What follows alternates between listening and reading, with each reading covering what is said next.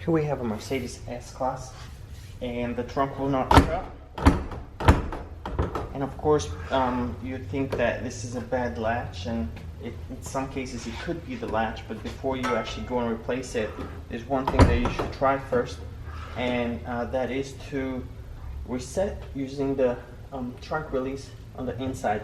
You can see this button right here, it's flashing. If you press this a few times, and then close the trunk. It's still not shutting.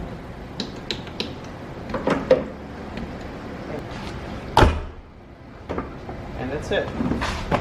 So you got to do that a few times, and it will eventually just reset that. Now it could be defective and it needs to be replaced, but try that trick first and you might be good to go.